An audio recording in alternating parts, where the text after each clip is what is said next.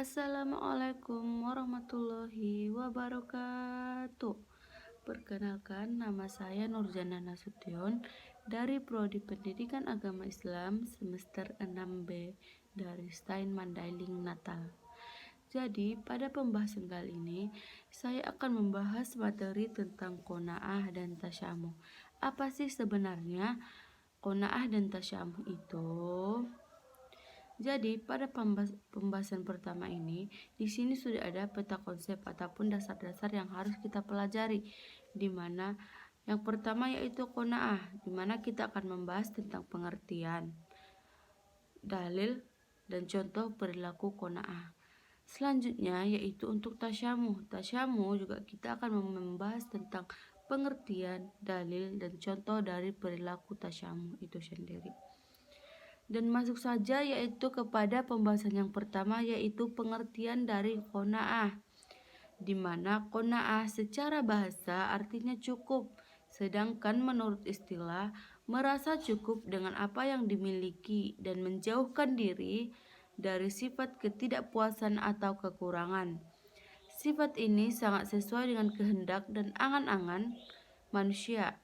Sifat qanaah ini menuntut manusia untuk menerima segala pemberian Allah Subhanahu wa taala apa adanya dan menjauhkan diri dari sikap tidak puas terhadap pemberian Allah Subhanahu wa taala. Untuk mengetahui tingkat ketaatan dan keimanan yang dimiliki oleh manusia, Allah Subhanahu wa taala selalu memberikan ujian dengan berbagai bentuk. Misalnya bencana alam, kemiskinan, ketakutan yang berlebihan, dan kekurangan. Dalam menghadapi semua itu, kita hanya pasrah dan bertawakal kepada Allah Subhanahu wa taala. Bersikap qanaah berarti sebuah penerimaan yang tulus dan ikhlas atas pemberian Allah Subhanahu wa taala. Namun tidak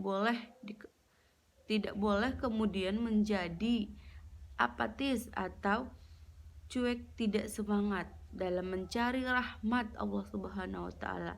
Manusia harus tetap berusaha sekuat tenaga untuk memperoleh yang terbaik. Setelah berusaha ternyata gagal, baru kita pasrahkan kepada Allah Subhanahu wa taala bahwa memang itulah yang terbaik untuk kita. Untuk selanjutnya yaitu dalil nakli tentang qanaah. Jadi apa sih dalil? Yang pertama kita bahas yaitu tentang apa sih dalil nakli itu.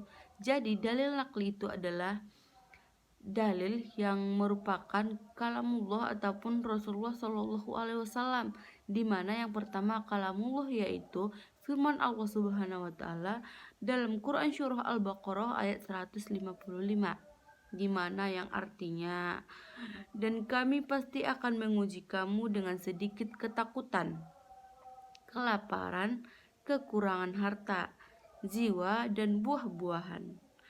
Dan sampaikanlah kegembiraan kepada orang-orang yang sabar. Jadi orang sabar itu akan mendapat kabar gembira bahwa Allah telah menguji mereka, dan apabila mereka sabar maka mereka akan bergembira ataupun berbahagia.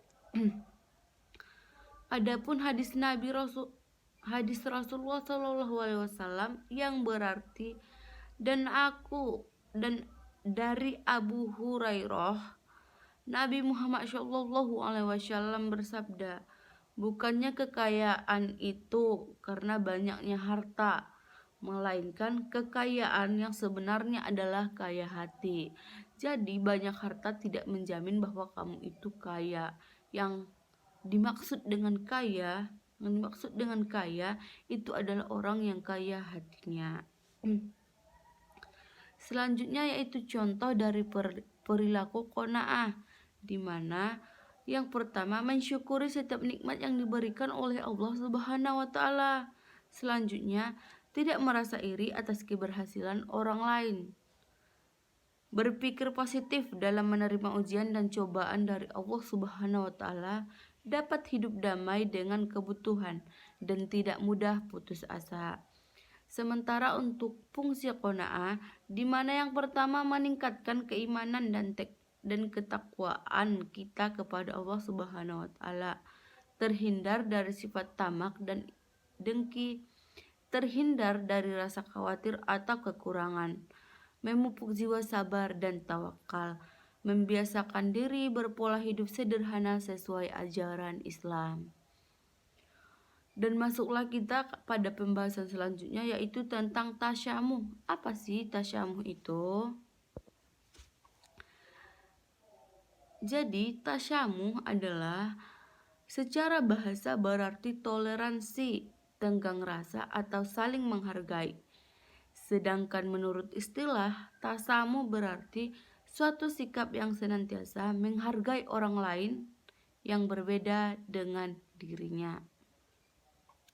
Toleransi atau toleran adalah sifat atau sikap tenggang rasa atau menghargai pendirian dan pendapat yang bertentangan dengan pendirian sendiri dalam berbagai hal. Di dunia ini, manusia tidak luput dari ketergantungan terhadap orang lain. Oleh karena itu, selain kita memperhatikan diri sendiri juga, memperhatikan kepentingan orang lain, meskipun kita berbeda pendapat. Dalam kehidupan bermasyarakat, hendaknya kita membiasakan diri untuk saling bekerja sama dalam kebaikan, saling menghargai orang lain dan sikap tenggang rasa. Untuk selanjutnya yaitu contoh dari perilaku tasyamuh, di mana yang pertama tidak memaksakan kepada orang lain, terutama dalam hal memilih agama. Jadi walaupun misalnya kita adalah seorang Islam, kita tidak boleh memaksa orang lain untuk masuk ke dalam agama Islam.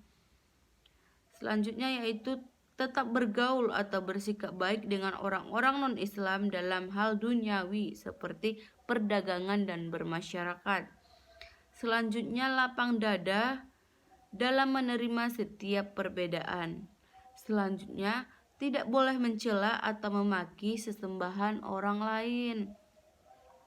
Adapun fungsi dari tasamuh ini, di mana yang pertama mempererat persatuan dan kesatuan serta persaudaraan di antara manusia, meningkatkan derajat manusia baik di hadapan orang lain ataupun di hadapan Allah Subhanahu wa taala, meringankan beban penderitaan orang lain.